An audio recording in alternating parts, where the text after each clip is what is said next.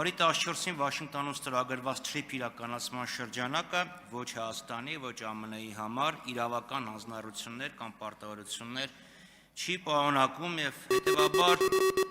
չի պարտադիր կատարման բնույթ չունի, վաղը կարող է չեղարկվել, կարող է ամբողջովին փոխվել, բայց քանի որ մեր սեղանին դրված է այս փաստաթուղթը, այս փաստաթղթի վերաբերյալ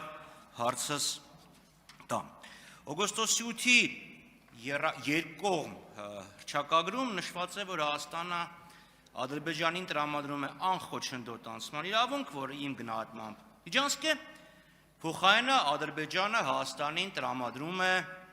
փոխադարձ առավելություն։ Մեր քննադատությունները եւ հարցերը ուղղված էին հասկանալու համար, թե վերջը այդ ինչ փոխադարձ առավելություն է։ Ասում էիք անցման դիմաց։ Հիմա հունվարի 14-ին այս թուղթը ստորագրվեց, որտեղ TRIP իրականացման շրջանակը մի քիչ ավելի հստակեցվում է։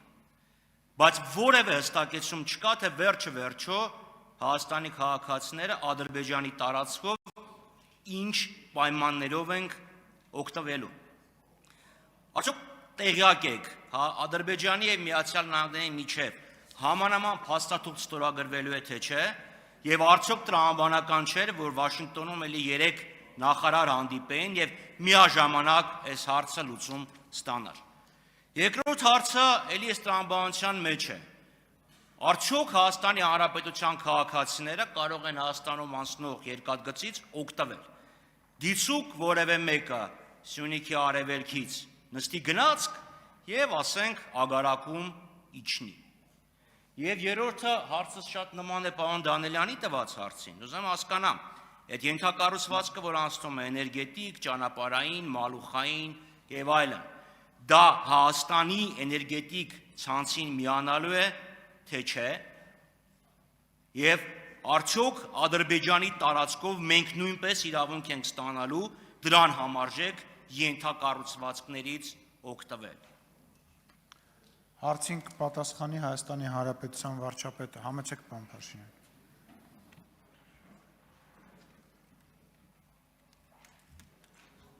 Սկսեմ էներգետիկ համակարգից։ Այո, միանշանակ եւ աներկբա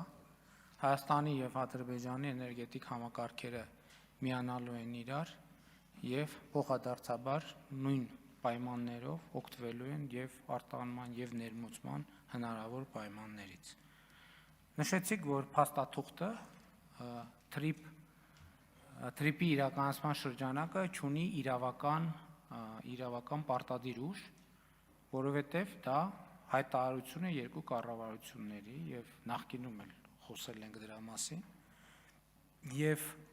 եւ դա ընթացակարգ է, հռչակագիրը եղավ,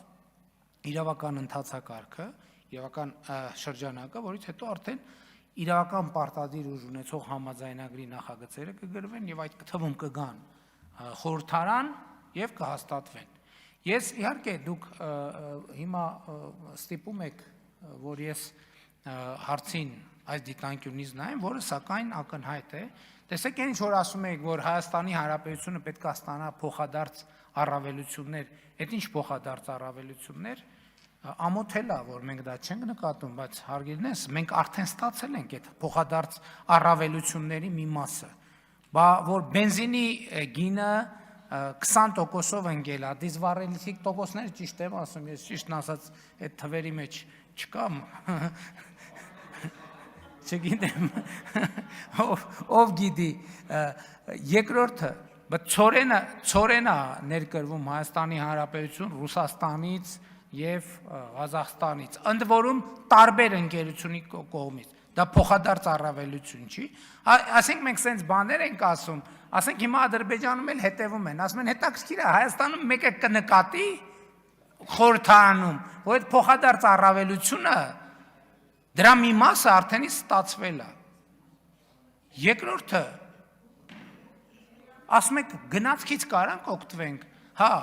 ասում եք իմ գնահատմամբ միջանցք է։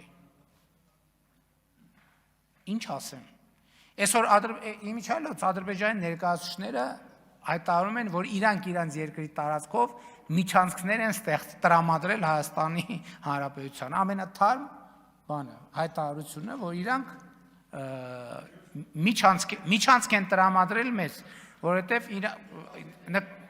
հաջորդը 100 անգամ, 100 չէ, լավ, 10 անգամ գրած է, ինչպես են օգտվելու երկրների ինքնիշխանության, տարածքային ամբողջականության, իրավազորության շրջանակներում։ Եվ Հայաստանը, եւ Ադրբեջանը, երկուսն էլ իրավազորության, տարածքային ամբողջականության, ինքնիշխանության շրջանակներում։ Արձագանք։ Պարոն Փաշինյան, ես փորձեմ հասկանամ իմ հարցեր, ձեր պատասխաններ։ Հիմա իմ սուբյեկտիվ ընկալումը ձեր սուբյեկտիվ ընկալման հետ կարող է համընկնի։ Դրա մասին չի խոսք, ես կոնկրետ ասում եմ հարցս։ Ադրբեջանի հետ ամերիկացիները նման թուղթ ստորագրելու են թե չէ, եւ ինչի դա չի արվել միաժամանակ, որը խելամիտ է, եւ այդ թղթով ձեր հարցերի պատասխանները, իմ հարցերի պատասխանները կտրվեն, որտեվ դուք իմ հարցին որևէ պատասխան չտվեցիք։ Փոխարենը տվեցիք մի այլ հարցի պատասխան եւ այլ դիտակետի, որ մենք ասում ենք, որ դուք դեռևս 2001 թվականի մարտին, եթե չեմ սխալվում, մի հոդված էիք գրել, որտեղ ասել էիք, որ միջանցք չտրամադրելը հայ ուժեղության հետևանք է։ Տրամադրենք միջանցք, դա պետքա Թուրքիային եւ ամերիկացիներին, փոխարենը ստանանք փող։ Հիմա մենք տրամադրում ենք միջանցք, դուք կարող եք դրա հետ չհամաձայնվեք, փոխարենը ադրբեջանցիները մեզ անցում չեն տրամադրում, փոխարենը ասում են մեր տարածքով Վրաստանի միջով եկեք մտեք Հայաստան։ Ես ձեզ կոնկրետ հարց եմ տալիս։ Ադրբեջանի տարածքով մենք, խնդրեմ չխանգարել, պարոն Սուքես։ Մենք հատելու ենք, երբ ենք հատելու Ադրբեջանի սահմանը մեր գնացքով, որոնք են լինելու այդ հատման եւ անցման պայմանները, արդյոք ընտեղել է լինելու front office, back office, արդյոք 26%-ն է լինելու Ադրբեջանի սեփականությունը, 74-ը Ամերիկայի, ուզեմ հասկանամ, այդ անցումը ոչ թե փոխադարձ առավելություն, բենզինը ավելի էժան կամ ցորենը ավելի վատ կարգի, այլ մենք վերջը ինչ պայմաններով երբ ենք մտնելու Ադրբեջան, առանց ադրբեջանցիների հետ առերեսվելու եւ հասնելու ինչ որ մի կետ։ Ասեմ, կոնկրետ ժամանակ ասեմ, դա տեղի ունենալու են ժամանակ, երբ որ երկաթգիծը պատրաստ լինեն, երկաթգիծը, որ ձեր խմբակցության ղեկավարը եւ ձեր քաղաքական առաջնորդը իրար հետ քանդե ծախել են, այդ երկաթգիծը, երբ որ պատրաստվի, երբ որ պատրաստ լինի, այսինքն հիմա հասկանում եք, մենք չենք կարող ուսով գնաց տանենք։ Գնացքը գնում է երկաթուղով։ Հիմա ինչի՞ է գալիս Վրաստանի տարածքով, որովհետև Հայաստանին, Ադրբեջանին կապող երկաթուղի չկա, հասկանում եք, չկա, նետու։ Երկրորդը, ինչի՞ է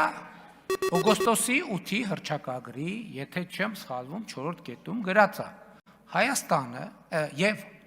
Միացյալ Նահանգները կբանկանեն, կհաստատեն թրիփ նախագծի իրականացման շրջանակը։ Այսինքն 4-րդ կետում է, թե 3-րդ կետում է, տենց գրած է։ Դա այդ կետի իրականացումն է։ Եվ չեմ հասկանում։